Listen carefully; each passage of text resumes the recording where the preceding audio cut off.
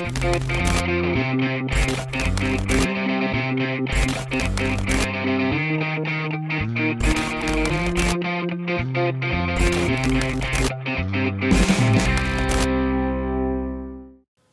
દર્શક મિત્રો, તમે આજકાલ એન્ટરટેનમેન્ટ માટે શું શું જુઓ છો? ઇન્સ્ટાગ્રામ રીલ્સ, યુટ્યુબ, નેટફ્લિક્સ બહુ બધું જોતા હશો. પણ તમને પૂછું કે એન્ટરટેનમેન્ટ માટે, એડ્યુકેશન માટે, ઇન્ફોર્મેશન માટે તમે નાટક જોયું છે ખરું ક્યારેય? નાટક જોયું હશે તો કઈ ઉંમર હતી તમારી જ્યારે તમે પહેલી વખત કોઈ નાટક જોયું? મે બી તમારો જવાબ હશે કે 10 વર્ષ, 5 વર્ષ, 15 વર્ષ. પણ આજે મારે વાત કરવી છે એક એવા બાળકની જેણે 1.25 વર્ષની ઉંમરે નાટક જોયું. અને ભાઈ સાહેબ, જલસો જલસો, એને બહુ જ મજા આવી.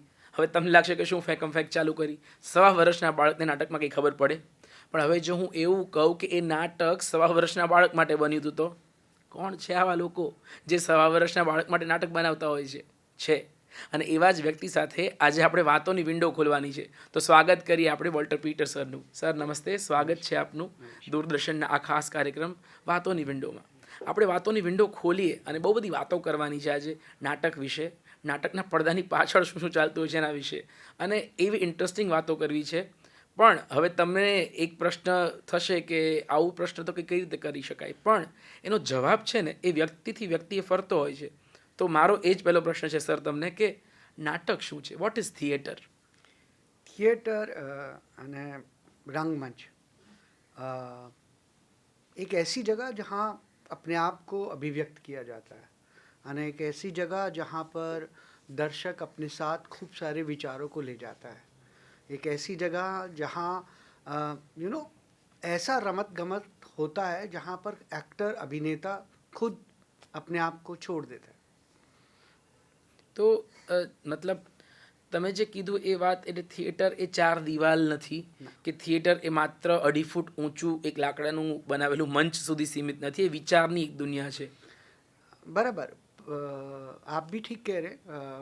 एक्चुअली तो proscenium theatre, amphi theatre, circle theatre, नुक्कड़ थिएटर, सब तरह तरह के थिएटर का हमारे पास्ट में जिक्र मिलता है. पर ऐसा भी थिएटर होता है जिसमें कोई दीवार नहीं होती है, जो ब्रेख्त ने भी बोला कि break the fourth wall.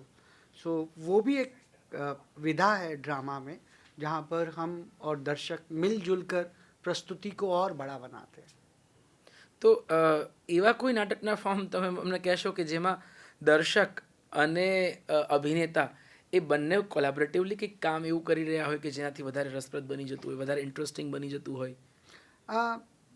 As you know कि हमारे देश में हम कितने सौभाग्यशाली हैं कि हमारे पास नाट्य शास्त्र है.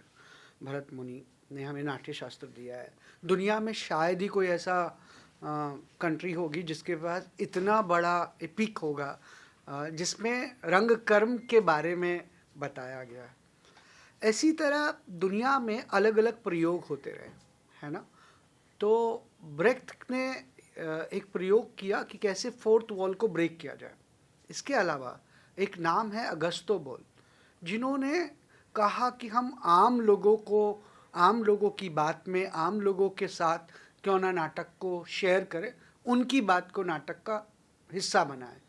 सो ऐसा बहुत सारा है जब हम नुक्कड़ पर, सड़क पर, गलियों में, स्कूल में नाटक को लेकर जाते हैं.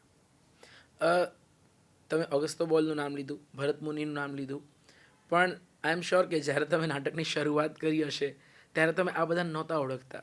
તો ત્યારે તમારા માટે થિયેટર શું હતું? અરે હું 7 વર્ષની ઉંમરથી રામલીલાનું પાઠ છું. ઓહ, કારણ કે ભલે મારું નામ વોલ્ટર પીટર છે, પણ I was part of Ramlila in Delhi. जब हम दिल्ली में रहते थे बचपन में, 7 वर्ष की उम्र से आई was part of Ramlila. Ramlila अपने आप में एक फोक थिएटर है, अपने आप में एक ऐसा थिएटर का टूल है जहाँ पर अभिनेता गाता है, चौपाई है ना. रामलीला बहुत हद तक इन्फ्लुएंस है पारसी थिएटर से भी, अगर आपने उसको कभी डिकोड किया हो. उसमें बातचीत है, संवाद है, ध्वनि है, म्यूज़िक है, संगीत है. और ये जो आपका टाइटल है ना, वातोनी विंडो, मुझे लगता है रामलीला के मंच पर भी ये सब है. तो मैंने 7 वर्ष की उम्र से अपने आप को रंगमंच पर समर्पित कर दिया। अच्छा, मैं नाम भूल रहा हूँ शायद, पर अमेरिका के कोई डायरेक्टर थे, राजू बारोट, जब नेशनल स्कूल ऑफ ड्रामा में पढ़ रहे थे तब बात हुई थी कि उन्होंने स्टडी किया रामलीला और उन्हें पता चला कि this is actual environmental theatre. Peter Brook, yes, और मेरा नाम भी बड़ा करीब है उनके पीटर ब्रुक ने रामलीला जैसे इपिक के ऊपर बहुत काम किया है। पीटर ब्रुक की रामलीला की दुनिया में, विश्व में चर्चा है, अने उनकी किताबें भी हैं इसके ऊपर और फिल्म भी है, और उनकी प्रस्तुति को भारत में आकर उन्होंने एक्सप्लोर भी किया था। तो राम और रामायण या राम की कहानी या राम की बात, मुझे लगता है इस देश के हर बच्चे को आती है। જી, और પીટર બ્રુકની વાત આવે ત્યારે તો ખાસ કરીને આપણને યાદ આવે મહાભારત, જે એમણે આખે આખું 9 કલાકનું, અને એના માટે 3 દિવસ ઓડિયન્સ આવે, અને બહુ બધા એક્સપેરિમેન્ટ્સ થયા હતા, આખા વિશ્વમાં એના અનેક શોઝ થયા હતા, અને ઓડિયન્સ ચાલતું રહે અને સેટઅપ ફરતા રહે, એક આખા ગ્રાઉન્ડમાં એવી રીતના પણ ડિઝાઇનિંગ્સ હતા એ પ્લેના. एक्चुअली पीटर ब्रुक महाभारत से ही बहुत फेमस है, रामायण की बात मैं कर रहा था, बट महाभारत के जितने भी कैरेक्टर्स हैं उन्होंने उस पर बहुत रिसर्च किया, बहुत काम किया, और एक ऐसा थिएटर बनाया जिसको हम कहेंगे कि चलता, जिसमें ऑडियंस घूमती है। और ऐसे प्रयोग और भी कई डायरेक्टर्स ने किए हैं। और ये ऑडियंस घूमने वाली बात तो सर रामलीला में आज भी होती है। हाँ, जब सरयू के तट पर राम जी को छोड़ने जाना है तो पूरा गांव जो रामलीला देख रहा है वो सब अयोध्यावासी बन जाते हैं, और चलते चलते चलते चलते रोते रोते राम जी को विदाई करने के लिए जाते हैं। रामनगर की रामलीला आपने सुना होगा, मतलब जो उत्तराखंड में बड़ा फेमस है, वहाँ पर भी दर्शक अलग अलग दिनों पर, और हमारे देश में अलग अलग रूपों में रामलीलाएं होती हैं। तो मैं भी बचपन से रामलीला का पार्ट था, ये था मेरा पहला, आप कह सकते हैं, मंच के साथ रिश्ता। તો શું પાત્ર હતું તમારું? તમે શું ભજવતા હતા? તમે ગાતા હતા શું? અને શું અનુભવ હતો એ પહેલો રંગમંચનો અનુભવ?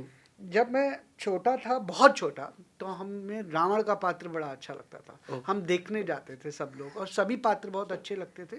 मुझे लगता है रामलीला पहला परिचय है परफॉर्मिंग आर्ट का, खास तौर पे उस तबके के साथ जो बहुत मार्जिनलाइज लेवल पे रहता है। और मैं भी बहुत मिडिल क्लास का बच्चा रहा हूँ, और हमारे आसपास ऐसा वातावरण था जहाँ पर हम रामलीला देखते थे। बाद में 7 वर्ष की उम्र में मेरे को जब रोल मिला तो पहला रोल शत्रुघ्न का था। उसके बाद हमने महिला पात्र भी किए, पुरुष पात्र भी किए, और खूब आज भी मुझे सारी चौपाइयाँ, गीत, अलग अलग अभिनय, जो रामायण के अलग अलग चरित्र हैं, आप कोई भी बोले तो मैं आई कैन रिप्रोड्यूस द। એટલે હવે એવું થશે કે હવે હું આ પ્રશ્ન નહીં પૂછું ને તો ઓડિયન્સ એવું કહેશે કે આણે બહુ ખરાબ ઇન્ટરવ્યુ લીધો છે, એટલે મારે કહેવું જ પડશે, મારે એ ચોપાઈ સાંભળવી છે. जी जी, मैं आपको राम की चौपाई सुनाता जी. हूँ, बिकॉज राम जब वन में जाते हैं तो पहले वो सीता को मना करते हैं कि आपको लेके नहीं जा पाऊँगा, तो उसको वो गा कर कैसे समझाते हैं वो मैं बताता हूँ।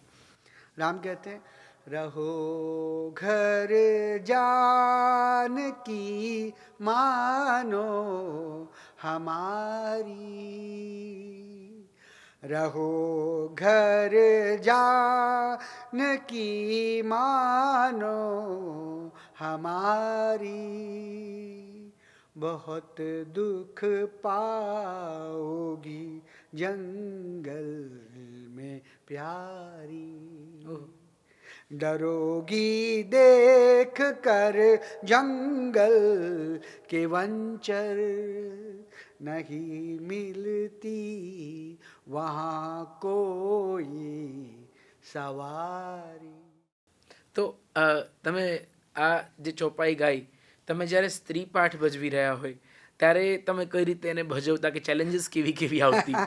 Actually, because Ramlila was influenced by the Parsi theatre also, and it's a very old ways, बहुत पुरानी रीति से रामलीलाओं को किया जाता था। अब तो बहुत मॉडर्नाइजेशन हो गया, सब कुछ बहुत वेस्टर्नाइज हो गया। मैं उस दौर की बात कर रहा हूँ जब तबला और संगीत, क्लासिकल संगीत, इसका बड़ा महत्व था। राग और रागनियों का रामलीला के साथ बहुत अटूट रिश्ता था, और संगीत का असर तो मन पर भी होता है, आत्मा पर भी होता है। सो वो दौर था, तब तो हम बहुत छोटे थे, और उस ज़माने में स्त्री रामलीलाओं में नहीं पार्ट करती थी, या मुझे नहीं पता क्या वजह थी, बट हम लोग कर लेते थे। तो मैंने बहुत सारे फीमेल रोल्स भी किए हैं। केकई का रोल भी किया है, शूर्पणखा का भी रोल ओहो। किया है, अलग अलग रोल किए हैं। तो क्या सुनाऊं मैं आपको? शूर्पणखा सुनाइए अब कुछ। शूर्पणखा सुना। मेरा रूप देख के चंद्रमा शर्मा गया और छुप गया। मेरा रूप देख के चंद्रमा शर्मा गया और छुप गया। पर क्या करूं ऐ राम प्यारे, तुझ पे दिल भरमा गया। वाह। यू नो, आप अगर आपने ध्यान से सुना हो, इसमें उर्दू भी था।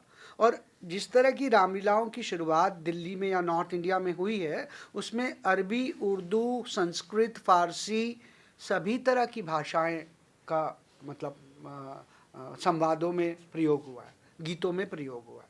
हाँ, आपने दिल बोला तो वो शब्द है जो हमें वो व्यक्त करता है कि ये एक ही भाषा नहीं है, अलग अलग भाषा रही होगी। जी। तो आपने रामलीला एक फोक थिएटर से अपनी यात्रा की शुरुआत की, और फिर धीरे धीरे किस तरह से प्रोसेस रहा, कैसे कैसे धीरे धीरे करके आप इंटरनेशनल एक्सपोजर तक पहुंच गए? एक्चुअली सरकारी कॉलोनी में रहा हूँ मैं, हम वहाँ पैदा हुए। मेरे फादर 1950 के आसपास, उससे पहले वो सेकेंड वर्ल्ड वॉर में भी थे, बट 1950 में आई थिंक ये नेहरू एरा रहा होगा, तब सरकारी वसावत शुरू हुई थी। मैं दिल्ली की बात कर रहा हूँ। और आपको पता ही है, सेंट्रल गवर्नमेंट के जो एम्प्लॉयज़ होते हैं वो सभी तरह के वर्गों के होते हैं। उसमें पहाड़ी भी होंगे, हिमाचली भी होंगे, बिहारी भी होंगे, गुजराती भी होंगे। तो मेरा बचपन आप कह सकते हैं विविधता से भरा रहा है। हमारे मोहल्ले में नाटक होते थे, हमारे बड़े जो साथी थे, यूथ थे, मोहल्ले के जो लोग थे, वहाँ नाटक होते थे। मेरे घर में नाटक का एक तरह का माहौल था। मेरे बड़े भाई साहब, जब मेरे फादर की डेथ हो गई, मैं तो बहुत छोटा था, 4 साल का था, मेरे बड़े भाई को वो सरकारी नौकरी मिल गई थी, और उनके यहाँ भी इंटर मिनिस्ट्री कॉम्पिटिशन्स होते थे, नाटक होते थे। सो ये मुझे पता था कि नाटक में मेरे बड़े भाई के साहब नौकर बन जाते हैं और भाई साहब बन जाते हैं। अच्छा। तो ये तो नाटक ही कर सकता है। तो मुझे लगा अगर नाटक ऐसा कर सकता है तो ये तो बड़ा मज़ेदार है कि we can play role play, I mean कुछ भी बन सकते हैं हम नाटक में। तो एक माहौल से निकला हूँ। मुझे बताया गया कि एक ज़माने में जब भारत में पहली बार रेडियो की शुरुआत हुई थी, दिल्ली में, अगर हम उसको याद करेंगे तो पुरानी दिल्ली कश्मीरी गेट में पहला रेडियो स्टेशन था, जहाँ पर मेरी माता जी और मेरे मामा ने इसी तरह की कुछ रिकॉर्डिंग्स भी की हैं, गाने गाए हैं। तो कहीं कुछ ब्लड में है कला मेरे परिवार के साथ जुड़ी। और धीरे धीरे मैं जब स्कूल में भाग लेने लगा, अपने मोहल्ले के वाचनालय में जाकर छोटे छोटे अभिनय करने लगा और नाटकों के साथ एक रिश्ता बनता गया। तो मैं बहुत ही ज़्यादा संकोची था, शाही था, उसके बावजूद भी मैं बहुत कम बोलता था। अच्छा। और 1990 में नेशनल स्कूल ऑफ ड्रामा में पहली बार थिएटर इन एजुकेशन की वर्कशॉप प्लान की गई। इससे पहले एनएसडी ने इस तरह का प्रयोग नहीं किया था। चिल्ड्रन थिएटर तो पहले से ही रहा है, 100 साल पुराना है, 200 साल पुराना है, पर थिएटर इन एजुकेशन का पहली बार बैरी जॉन ने प्रयोग किया नेशनल स्कूल ऑफ ड्रामा में। और उन्होंने जो पहली कार्यशाला की थी उसमें 150 बच्चे थे, 150। और ये जो 150 बच्चे थे ये अलग अलग दिल्ली के अलग अलग इलाकों के थे। इसमें सरकारी स्कूल के बच्चे भी थे, स्लम्स के बच्चे भी थे, अच्छे स्कूलों के बच्चे भी थे जिनको हम अंग्रेजी माध्यम के स्कूल बोलते हैं। यानी पूरी तरह से छोटा हिंदुस्तान था। 150 बच्चों के साथ जब वो 1.5 महीने का एक प्रयोग हुआ, उन 150 बच्चों में से मैं एक बच्चा हूँ, आप ये बोल सकते हो। तो मेरा नेशनल स्कूल ऑफ ड्रामा तक पहुंचना एक विद्यार्थी के रूप में हुआ जिसने थिएटर इन एजुकेशन में पहला कदम रखा। वो भी पहला कदम रख रहे थे और हमारा भी पहला कदम था। और उसके बाद जीवन में कहते हैं ना, पर्दे खुलते गए। પણ જ્યારે એ બાળક મોટું થાય, નાટકને વધારે સારી રીતના સમજે, ધીરે ધીરે સારું પરફોર્મ કરતું થાય, અને પછી એક એવો તબક્કો આવે કે જ્યારે બાળકે નક્કી કરવાનું છે કે હવે શું કરવું છે, નાટકને હોબી રાખવી છે કે નાટકને પ્રોફેશન બનાવવું છે. આ અવઢવ આ વખતે ઘરની સિચ્યુએશન શું હશે અને તમે કઈ રીતે તમારા કરિયરની ચોઇસ નાટક સિલેક્ટ કરી? मैं बहुत शाही था, मैं बहुत बातचीत नहीं करता था, बहुत अंतर्मुखी आप कह सकते हैं। लेकिन जो कार्यशाला बैरी सर की हमारे साथ हुई थी, जिसमें और भी लोग थे, और ये पहला प्रयोग था नेशनल स्कूल ऑफ ड्रामा का, ये ज़िंदगी की कार्यशाला थी। मतलब ये केवल थिएटर की वर्कशॉप नहीं थी, इसमें सेल्फ से जुड़ी बातें थी, outer self, inner self, like dislikes की बातें थी। इसमें हमें सुना जा रहा था और ये इतना बड़ा परिवर्तन था कि ऐसा कभी नहीं देखा था। स्कूलों में, सरकारी स्कूल में मैं पढ़ा हूँ और खूब डंडे खाए हैं, और वो जो भय और डर के साथ पढ़ाई का पोषण होता है विद्यालयों में, उसमें से जब आप गुजरते हैं तो आपकी आधी पर्सनैलिटी तो किल हो जाती है। पर जब आपको इस तरह की कोई कार्यशाला मिलती है जिसमें आप फूल की तरह खिल जाते हैं, तो आपको लगता है ये सच है या झूठ है, आप अद्भुत दुनिया में होते हैं। तो मैं ये बात कर रहा हूँ जब मैं 17-18 वर्ष का था, 16 वर्ष का था, और मैं रोज अपनी कार्यशाला में आने के बाद अपने स्लम में, अपने रेलवे कॉलोनी के बच्चों के साथ रोज आकर जो भी मैं सीखता था उसको करता था। तो मैं अपने आप ही में वर्कशॉप शुरू कर दिया था मैंने, जो भी हम सीख के आते थे उसको कर लेते थे। और एक बहुत फेमस लाइन है जो बैरी सर भी बोलते हैं और बहुत लोग बड़े डायरेक्टर्स बोलते हैं, I see, I remember, I hear, I forget, I do, I understand. So मैं करके सीख रहा था। और जब 94 में एक ऐसा टाइम आया कि नेशनल स्कूल ऑफ ड्रामा की कंपनी बंद होने के लगभग कगार पे थी, बैरी सर ने छोड़ दिया था, अब्दुल लतीफ़ खटाना ने टेक ओवर किया था, और ये वो टाइम था जब वो भी सोच रहे थे कि थिएटर इन एजुकेशन के जो कॉन्सेप्ट है, जो ये पूरी पेडागॉजी है, इसको कैसे डेवलप करें, इसको इंडियन कॉन्टेक्स्ट में कैसे खोजा जाए। तो आई एम सो लकी कि मैंने पहले तो वर्कशॉप की, फिर मैंने वीकेंड थिएटर किया 1-2 साल तक, और उसके बाद मुझे उसी कंपनी में एक आर्टिस्ट के तौर पर काम मिल गया। अच्छा जी, तो मैं जिस कंपनी में स्टूडेंट था उसी कंपनी में पहले तो कैजुअल आर्टिस्ट बन गया, और जब मैं आर्टिस्ट बना तो वो यात्रा एक बहुत ही बड़ी यात्रा है, क्योंकि मैंने देश और विदेश के उन सभी बड़े डायरेक्टर्स के अंडर में अपने आप को तैयार किया। वही ट्रेनिंग थी और वही काम था और वही जीवन था। मतलब आप लगाइए 11 साल तो शायद हमने कुछ और सोचा नहीं थिएटर इन एजुकेशन के अलावा। बीवी कारन जी रहे हों, त्रिपुरारी शर्मा जी रही हों, लॉस अलेक्जेंडर रहे हों, बहुत अनेकों वो निर्देशक, माया राव हैं, अब्दुल लतीफ़ खटाना हैं, वो सभी लोग जो बच्चों के साथ मीनिंगफुल काम करते हैं, उनके अंडर मैंने अपने आप को क्रिएट किया। ओके मुझे लगता है कि लतीफ़ खताना फिर वेस्ट जोन कल्चरल सेंटर में भी सेवारत थे। जी जी, नहीं वो तो आई थिंक सुरेश शर्मा जी थे, जो इलाहाबाद में वेस्ट जोन कल्चर में थे। अब्दुल लतीफ़ खटाना जी वहाँ पे एक्टिंग के प्रोफेसर थे, बाद में रिटायर्ड हुए, और बट बहुत लंबे समय तक उन्होंने थिएटर इन एजुकेशन विभाग को लीड किया। और जब आप बात करें कि बीवी કારંત वहाँ पे थे, તો બીવી કારંત એટલે તો મ્યુઝિક, પહેલું તમને વર્ડ યાદ આવે, મ્યુઝિક આવે, એટલે અમુક એમના સ્ટુડન્ટ્સ એવું કહેતા હતા કે સર ચાલીને જતા હોય અને કોઈ વસ્તુ આમ જોવે તો એ ઉપાડીને એને ખખડાવીને સાંભળે, એવું લાગે કે ના આમાંથી કશુંક પ્રોડ્યુસ થઈ શકે છે, તો એ સાથે રાખી લે। चाय पीते थे ना जब हम लोग, बाबा का साथ जब ब्रेक हो, एक तो बाबा के साथ काम करना मतलब इस देश का पूरा फोक थिएटर आपको समझ में आ जाए। बाबा के साथ काम करने का मतलब था कि आपका गला, आपका संवाद, आपका एक्टिंग, और वो सिखाते थे। मतलब वो सच में एक डंडा भी रखते थे बड़ा प्यार से, जिसमें मतलब आपको करना ही होता था। मतलब ही वॉज वेरी क्लासिकल, मतलब क्लासिक डायरेक्टर थे। मतलब हमारा सौभाग्य है कि हमने उनके साथ 2-3 महीने काम किया और खुलजा सिमसिम जैसा नाटक उनके साथ क्रिएट किया। तो मैं बता रहा था कि जो आप बोल रहे थे कि जब हम ब्रेक में चाय पीते थे तो बाबा कप के प्याले पर, प्याला जो होता है जिसमें हम चाय पीते हैं, उस पर मार के बताते थे कि इसमें कौन सा सुर आता है। एक बात जो वो हमेशा कहते थे कि तानसेन बनो या ना बनो, कानसेन जरूर बनो। अच्छा, सुनना जरूर आना चाहिए। और जो भी नाटक में गाने बने खुलजा सिमसिम में, वो हम लोगों ने खुद गाए, खुद परफॉर्म किए, बहुत सारे शोज़ किए थे। तब हम टीआई रेपेट्री कंपनी के आर्टिस्ट थे।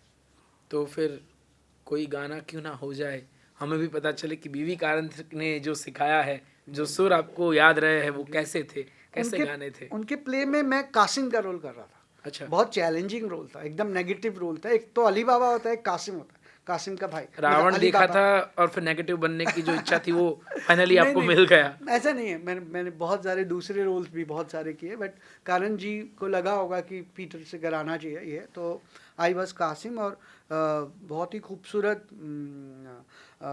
एक दो लाइन सुनाता हूँ, क्योंकि ये मेरे पात्र की नहीं है, पर ये कोरस होता था जब गणेश वंदना से शुरू होता था ये वाला नाटक खुलजा सिमसिम। उसमें एक अभिवादन था वेलकम का, जो हमारे बहुत ही प्यारे मित्र अजीत चौधरी जो इस नाटक के म्यूजिक डायरेक्टर भी थे, वो हमेशा बोलते थे, welcome to Lambodar ji, welcome to सब लोगों को जी, अजी ओ गणेश जी नाटक करेंगे जी, अजी ओ गणेश जी नाटक करेंगे जी, 100 नमन 100 सलाम, 100 नमन 100 सलाम। इस तरह का था। अच्छा, कारण जी का। और बच्चों के लिए थिएटर होता है तो बच्चों को भी इन्वॉल्वमेंट मिलेगा, रिपीटेशन होता है तो बच्चे जुड़ जाते होंगे, धीरे धीरे गाने लगते होंगे। हाँ, नहीं, अलग अलग तरह की विधाओं के नाटक जब हम टीआई रेपेट्री में थे तो करे थे। कारण जी के साथ तो खुलजा सिमसिम किया, फैजल अलका जी के साथ मोगली किया, ये भी जंगल वो भी जंगल, और त्रिपुरारी शर्मा जी के साथ एक बहुत प्यारा नाटक किया, लाल लाल हाथी, रेड एलिफेंट। और इसके अलावा अब्दुल लतीफ़ खटाना जी के साथ बहुत सारे प्लेस किए हैं। एमेचर थिएटर जब मैं बाहर थोड़ा यूथ था तब भी हमने किंग एडिपस भी किया है।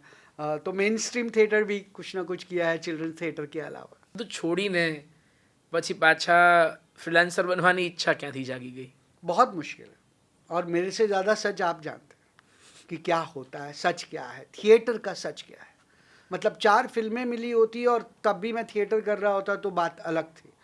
पर मुझे लगता है जिस चीज़ से मैं पैदा हुआ, बच्चों के साथ, बच्चों के लिए, और उन बच्चों के लिए जिन तक थिएटर पहुंचता ही नहीं। आप यकीन करेंगे पिछले 20-22 सालों में मैं देश का शायद ही थोड़ी बहुत ऐसी जगहें हों जहाँ ना गया हूँ। मैं अपना थैला उठा के हर जगह पर पहुँच जाता हूँ। मैंने गुजरात में ही वलसाड़ से लेकर धर्मपुरा से लेकर कपराड़ा से लेकर गिरनार से लेकर कहाँ कहाँ जाकर वर्कशॉप्स नहीं किए। कश्मीर में जाकर मैंने वर्कशॉप किए, नॉर्थ ईस्ट में जाकर मैंने कार्यशाला की है, मध्य प्रदेश के आदिवासी बेल्ट में जाकर काम किए। जेल के भीतर जो बच्चे मतलब सुरक्षा के नाम पर अंदर जो रहते हैं, जिनको हम होम्स कहते हैं, चिल्ड्रन होम्स में भी मैंने वर्कशॉप्स किए। और मुझे लगता है मैंने रंगमंच को रंगमंच का ये वो रूप है जिसको हम डेवलपमेंटल थिएटर भी बोलते हैं, विकास परक नाटक बोलते हैं, जिससे जीवन में बदलाव आए। तो मुझे लगता है मैं जीवन का रंगमंच कर रहा हूँ। और जब मैं टीआई कंपनी से बाहर निकला, ये बात बिल्कुल ठीक है कि जब मैं स्टूडेंट था और अचानक मुझे एक आर्टिस्ट बनने का मौका मिल गया, जेब में पैसा आ गया, तो काफ़ी सालों तक हम अपने आप को डेडिकेट किए थिएटर इन एजुकेशन के लिए। But when we I come out, और जब मैं बाहर आया तो मुझे पता लगा कोई काम नहीं है, नोबडी नोज अबाउट टीआई। आज की बात अलग है, आज हम 2025 में हैं, मैं बात कर रहा हूँ 2002 की, जब मैं बाहर आया 11-12 साल काम करने के, और बहुत मुश्किल था। हम अचानक से चाहते तो ड्रामा टीचर बन जाते स्कूल में, पर मैंने वो रास्ता अपनाया जिससे मेरी खुद के जीवन में एक बदलाव आया था, और मैंने अपने आप को बच्चों, युवाओं और विमेन्स के लिए डेडिकेट कर दिया। ડેફિનેટલી, મતલબ આજે પણ થિયેટર ઘણી બધી જગ્યાએ નથી પહોંચતું, એનો વિચાર નથી પહોંચતો, અને ટીઆઈ વિશે વધારે વાતો જાણવી છે, કેમ કે બહુ બધા એવા લેયર્સ છે જે ડીકોડ કરવા જરૂરી છે. આપણે વાતોની વિન્ડો ખોલી છે થિયેટરની. વોલ્ટર પીટર સાથે વાત કરી રહ્યા છીએ. તમે બહુ બધી વખત ટીઆઈની વાત કરી, થિયેટર ઇન એજ્યુકેશન, એટલે લેમેનની વાત કરી આપણે. તો થિયેટર એજ્યુકેશન છે શું? જો કોઈ સામાન્ય માણસે સમજવું હોય તો તમે કઈ રીતે સમજાવશો? શું કોઈ શિક્ષક ઊભો થઈને પાઠને નાટ્યાત્મક રીતે વાંચી કાઢે તો એ થિયેટર એજ્યુકેશન થઈ ગયું. શું કોઈ શિક્ષક એ બાળગીતની લયમાં કોઈ કવિતા એક્ટ કરીને બતાવી દે તો એ થિયેટર એજ્યુકેશન થઈ ગયું કે ન થયું? ન થયું તો શું છે actual theatre education? The theatre in education और ड्रामा इन एजुकेशन ये दो अलग अलग विचार हैं. इसके अलावा एक और कॉन्सेप्ट है विद चिल्ड्रन और for children.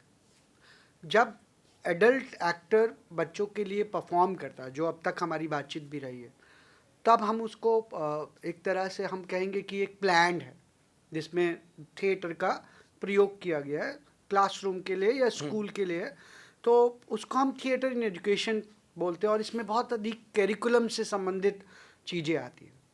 Drama in education एक डेवलपमेंटल थ्योरी भी है जिसमें आप बच्चों के व्यक्तित्व के विकास की बात कर सकते हैं. हम इसको लापोला बोल रहे हैं. आप बोलिएगा मेरे साथ लापोला. लापोला. लापोला.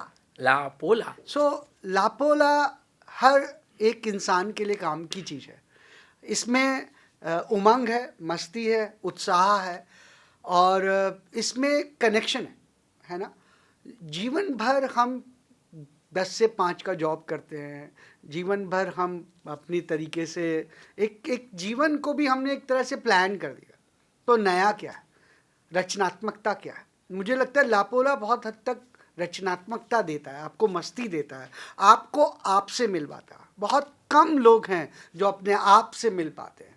ज़्यादातर तो हम उसी ढर्रे पे चल रहे हैं जिस ढर्रे पे हमें समाज ले जाता है.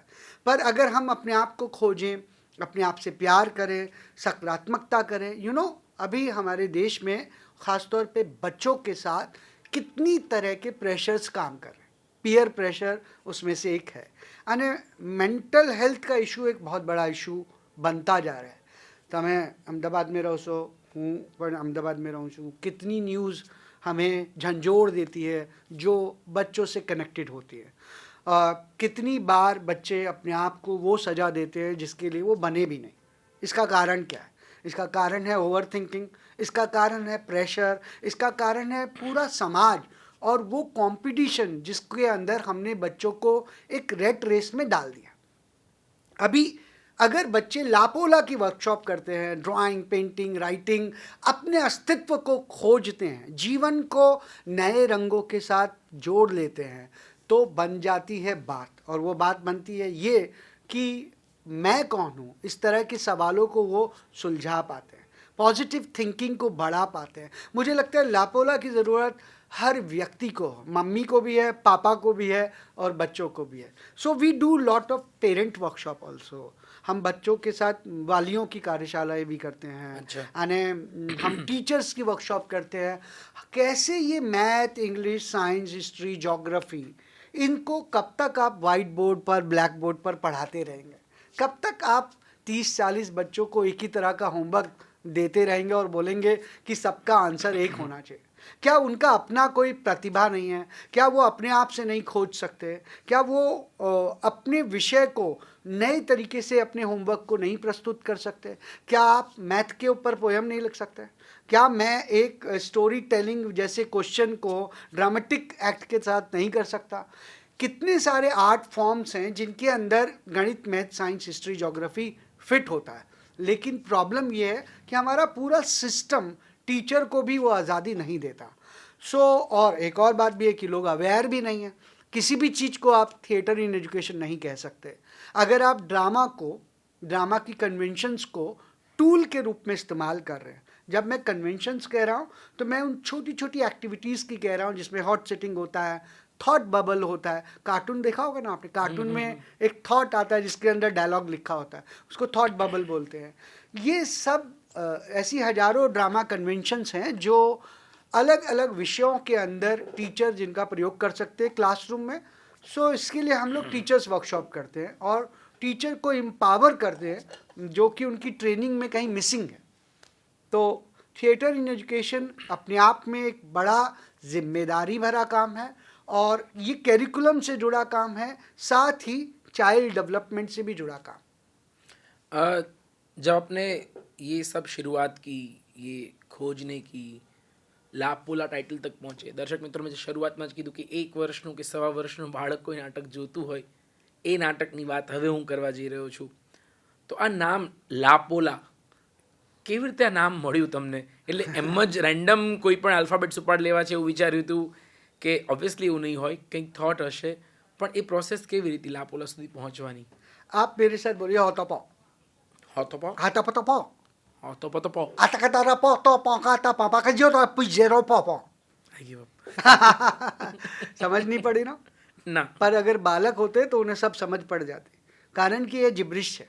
ઓકે. એ ડ્રામાની એક્ટિવિટીઝ છે जिसमें voice modulation and tongue twister है, और ये एक एक्चुअली एक्टिंग की एक एक्सरसाइज भी है, बट जिब्रिश का प्रयोग कम्युनिकेशन को साधने के लिए भी किया जा सकता है. और हमने खालिद तैयब जी जैसे वरिष्ठ रंगकर्मी को क्लाउनिंग करते देखा है. वो क्लाउन उन क्लाउन से बहुत अलग था जो नाक के ऊपर बॉल लगाते हैं. सो लापोला नाक के ऊपर बॉल नहीं लगाता, बल्कि पूरी बॉडी ही क्लाउन होती है, मस्खरा होती है. और मस्खरा जब मैं शब्द यूज़ करता हूँ तो उसकी जड़ें अगेन हमारे कल्चर में निहित है. आपने रंगला रंगली देखा होगा, आपने भांड पाथर का नाम सुना होगा, आपने राजस्थान के कई सारे फोक में मस्खरों को आते हुए देखा इवन होगा. विदूषक का विदूषक जो एक पात्र हमेशा आता है.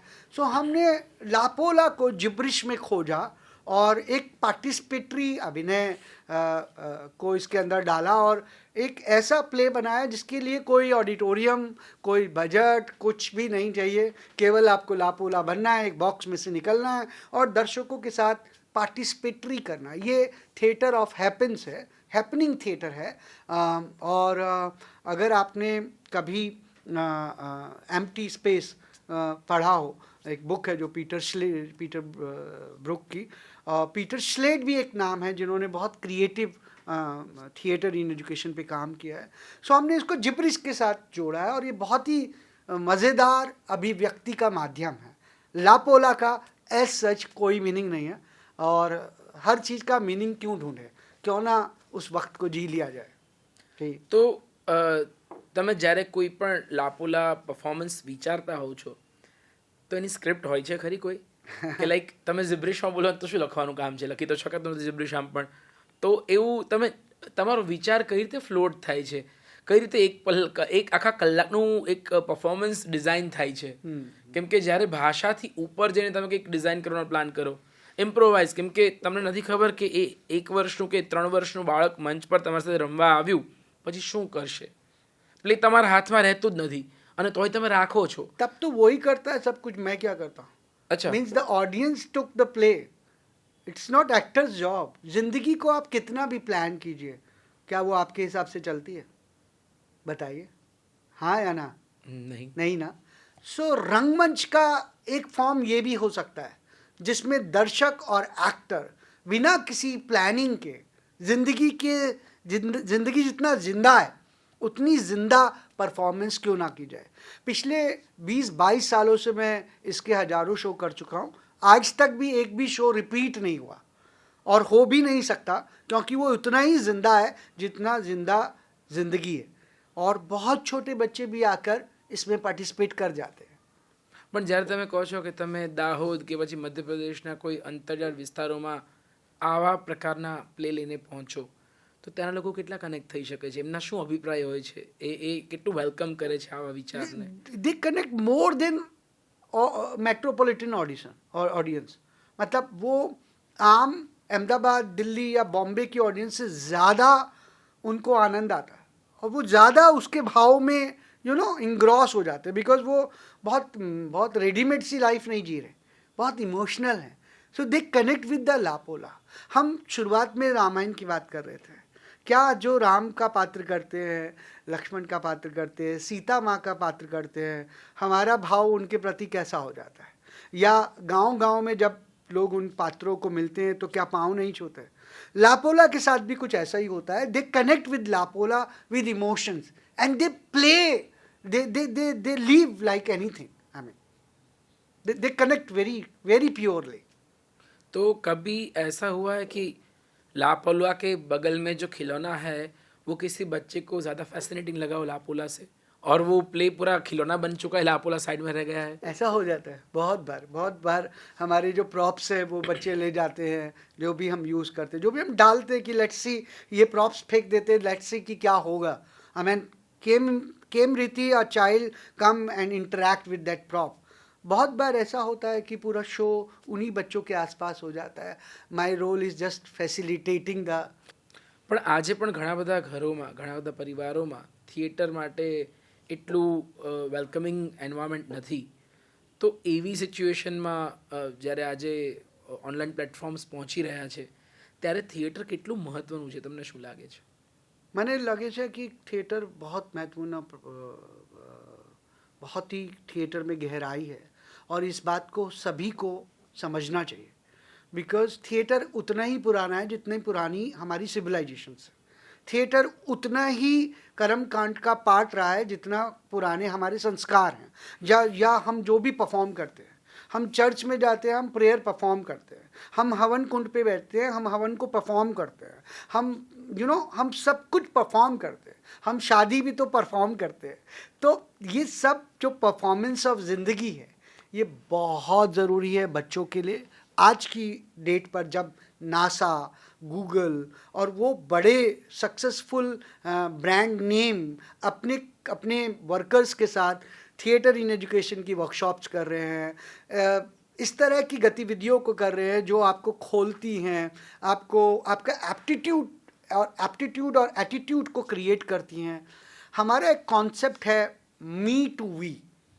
मी का मतलब है अपने आप को जानना, अपने माता पिता को जानना, अपने कल्चर को जानना, अपने गांव को जानना और उस पर प्राउड करना। वी का मतलब है we are Indian but we are also a citizen of the world.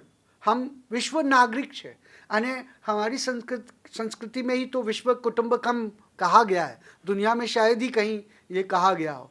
सो मुझे लगता है जो हमारा मी टू वी का कॉन्सेप्ट है, जो श्री अरविंदो ने भी कहा, जे कृष्णामूर्ति ने कहा, टैगोर ने कहा, जो गीजूभाई वधेका ने कहा, बच्चों को खुलने और खेलने दीजिए।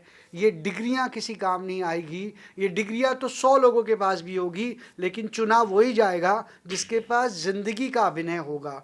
वो केवी रीति अपनी बात को, अपने काम को एक्सप्रेस कर पाएगा, वही चुना जाएगा। और उसके लिए रंगमंच, थिएटर, नाटक सबसे ज़्यादा रिचेस्ट आर्ट फॉर्म है। તમે શિક્ષણની અને એમાં રંગમંચની વાત કરી. તમે ભારતભરમાં સારા આવા પ્રકારના શિક્ષક કોને માનો છો અને કેમ? The first teacher of our life is our mother. आप अमेरिकन हो, इंडियन हो, अफ्रीकन हो, गुजराती हो, बिहारी हो, इससे कोई फ़र्क नहीं पड़ता। The first teacher of every one's life is माँ। कारण कि माँ साइलेंट को सुन सकती है। इससे बड़ा टीचर का क्या एग्जाम्पल होगा? नहीं, वो मैं समझ गया, पर जब हम बात करते हैं नेशनल लेवल पे कोई ऐसी पर्सनालिटी की जिन्होंने शिक्षा और रंगमंच, शिक्षा और क्रिएटिविटी को जोड़ा हो और उनका कोई काम आपको ऐसा नोटेबल लग रहा हो भारतवर्ष में, तो वो कौन होंगे? बहुत सारे लोग हैं। एक तो गीजूभाई की हम बात करते हैं, मुझे आज भी ताज्जुब है कि पूरा देश गीजूभाई को ढंग से नहीं जानता। Yes. उसका कारण रहा है कि वो इतने सिंपल रहे हैं। उन्होंने इस कॉमर्शियल वर्ल्ड में अपने आप को कभी भी नहीं रखा होगा। यानी जितनी फेमस गांधी जी है उतनी फेमस गीजूभाई को भी होना चाहिए। ये लड़ाई हम हमेशा लड़ते रहते हैं और कितने स्कूलों में, कितने वालियों को, कितने टीचर्स को हम गीजूभाई के बारे में बताते हैं। एवी रीति अगर हम APJ अब्दुल कलाम जी की बात करें, जो एक राष्ट्रपति होकर मंच पर सबसे आगे जाकर बैठकर बच्चों के साथ सबसे ज़्यादा अगर किसी प्रेसिडेंट ऑफ इंडिया का बच्चों के साथ रिश्ता रहा है तो मुझे लगता है APJ अब्दुल कलाम जी का रहा है, क्योंकि उन्होंने हमेशा साइंटिफिक टेम्परमेंट की बात भी की है। और गीजूभाई की बात तो मैंने कहा ही। तो इसी तरह अगर हम अरविंदो की बात करें, श्री अरविंदो, मदर्स की बात करें, टैगोर की बात करें, ये सब हमारे गोल्ड है, ये सब हमारा खजाना है। और मुझे लगता है यही खजाना अब हमें दुनिया IB बोर्ड के माध्यम से सिखा रही है। हमारी चीज़ें हमारे पास हमारी चीज़ें हमारे पास आ रही। पर પહેલી કોઈ કલા સંસ્થા કે કલા શિક્ષણ સંસ્થા કહીએ તો આપણે શાંતિ નિકેતનને યાદ કરીએ. શાંતિ તમે ટેગોરને યાદ કર્યા છે તો કે જ્યાં આજે પણ વરસાદની વાત થાય, જ્યાં આજે પણ પલળવાની વાત થતી હોય છે. અને ગીજુભાઈના દક્ષિણામૂર્તિ વિદ્યાલય જો છે, યસ, એક્ઝેક્ટલી, હું ત્યાં જ આવી રહ્યો હતો કે ગ્રામ દક્ષિણામૂર્તિમાં કે સણોસરાની કોઈ નાની એવી તમને લાગે નામથી, પણ લોક ભારતીમાં તમે જાઓ તો તમને એવું લાગે કે ક્યાંક શાંતિ નિકેતનનો પડછાયો તો નથી, કે ક્યાંક શાંતિ નિકેતન જેવી જ સંસ્થા નથી ઊભી થઈ ગઈ જ્યાં दर्शक ભણાવતા હતા. आई फील देश के अलग अलग भागों में जो काम हुआ है उसमें कोई बहुत वर्ल्ड फेमस हो सकता है, पर इसका मतलब ये नहीं होता कि और कहीं काम नहीं हुआ है. मुझे लगता है जो काम भावनगर में हुआ है, जो काम गिजू भाई ने किया है, या जो काम श्री अरविंदो ने किया है, सबका कोई आपस में कंपटीशन नहीं है. लेकिन हम इतने बड़े देश के नागरिक होने के बावजूद सब कुछ नहीं खोज पाते, जान नहीं पाते. तो मुझे लगता है वो हम जो रंगकर्मी हैं या आप जैसे जो युवा हैं, आपको और हमको मिलकर इन सारी चीज़ों को आम लोगों तक ले जाना चाहिए. તમને શું લાગે છે અત્યારે કેવા પ્રકારના એજ્યુકેશનલ ટચ સાથે થિયેટર પ્રોડક્શન્સની જરૂર છે આપણા અમદાવાદને કે ગુજરાતને? મને લાગે છે कि जो ज़िंदगी का रंगमंच है, जिसमें यूथ के पास अपने माता पिता के लिए टाइम नहीं है, या जिद है, या हम पूरी तरह से मार्केट में ट्रैप हो गए, इन सब को जो डे टू डे लाइफ में मदद कर सके, इस तरह का रंगमंच चाहिए, कंटेम्प्रेरी रंगमंच चाहिए. कब तक हम शकुंतला की अंगूठी करते रहेंगे? मुझे लगता है हमें आम जिंदगी के रंगमंच को कनेक्ट करना चाहिए, तभी कोई चेंज आएगा. તો ભારતમાં એવી કઈ કઈ પર્સનાલિટીઝ છે, વ્યક્તિત્વ છે કે જેને થિયેટર ઇન એજ્યુકેશન કે કોઈ જે ટ્રેન્ડ છે કે જે મેઇન સ્ટ્રીમ એજ્યુકેશન પોલિસીઝ છે એના સિવાયનું કંઈક નવું પીરસવાનો પ્રયત્ન કર્યો હોય, આઝાદી પહેલાં પણ કર્યું હોય તો? I think the biggest name which we should know, हम सब भारतवंशियों को गीजूभाई बर्देका को ज़रूर पढ़ना चाहिए. और उनके जो शिक्षा के प्रति विचार थे, बालकों માટે जो विचार थे, जो वालियों के लिए उनके विचार थे, उसको ज़रूर जानना चाहिए. टैगोर का शांति निकेतन, गिजू भाई का दक्षिणामूर्ति के अलावा आप और भी बहुत सारी ऐसी लोक भारती संस्था लोक है. भारती संस्था, या और ऐसी जो नई तालीम की बात गांधी जी ने की थी, इन सभी को हमें ज़रूर समझना चाहिए. और गिजू भाई ने तो मारिया मोंटेसरी के साथ मिलके भी इतना बड़ा काम आज से 150 साल पहले किया है, जिसके बारे में खबर ही नहीं है लोगों को. तो मुझे लगता है इसके अलावा अगर हम APJ अब्दुल कलाम जी की बात करें, भारत के एक ऐसे राष्ट्रपति जो बच्चों के साथ मिलजुल कर जो क्वेश्चन आंसर में बिलीव करते थे, जो वार्ता में बिलीव करते थे, तो मुझे लगता है इतने खूबसूरत लोग हमें मिले हैं विरासत में. इन सब से हमारा एजुकेशन इस समय पर किस लेवल पे होना चाहिए था, पर हमारी बड़े मतलब ये दुर्भाग्य कह सकते हैं कि आज भी हम मैकॉले के सिस्टम में ही फंसे हुए हैं. કોઈ પણ આર્ટ ફોર્મને પ્રેક્ટિસ કરતા રહેવા માટે, તાલીમ આપતા રહેવા માટે સંસ્થાઓનું મહત્વ કેટલું ધારો છો તમે? बहुत हमें, कारण के संस्थानों महत्व भी छे, पर इंडिविजुअल व्यक्ति का भी बहुत बड़ा कंट्रीब्यूशंस होते हैं. बहुत सारे लोग, अब आप हैं या मैं हूँ, हम इंडिविजुअली भी अपने आप से काम कर रहे हैं. सो मुझे लगता है एक व्यक्ति के साथ एक पूरा इंस्टीट्यूशन भी चलता है. और संस्थाओं का तो महत्व है ही, क्योंकि हमारे देश में इतनी बड़ी बड़ी संस्थाएं हैं. क्या हर स्कूल के अंदर एक रंगमंच की शाला या रंगमंच का अध्यापक या रमत गमत करता एक विचार होना ही चाहिए? नहीं. પણ લોકોને એવું લાગે છે કે નાટક કે થિયેટર છે એ ક્યાંક એક વર્ગ પૂરતું સીમિત છે, એલિટ ક્લાસ માટે બન્યું છે. આ બધું એ વ્યક્તિ કે જે રોજનું કમાઈને રોજે ખાય છે, કે જે મજૂરી કરે છે, એને કે એના બાળકોને થિયેટર સાથે શું નિસ્બત છે, શું લેવા દેવા છે? લોકોને આવું લાગે છે. नहीं, बराबर है, तुम्हारी बात 100% बराबर है, पर ऐसा बात नहीं है. रंगमंच या कला, और एक और बात, हमको इसको दूसरे चश्मे से देखना पड़ेगा. सबसे गरीब व्यक्ति भी अगर एक माचिस खरीदता है तो इस देश को टैक्स देता है. तो इसी तरह एक ऐसा व्यक्ति जिसको आप मान रहे हैं कि इसका रंगमंच के साथ कोई रिश्ता नहीं है, पर अगर आप गांव, देहात और बिल्कुल भीतर ज़मीन से जुड़े लोगों के पास भी जाएंगे तो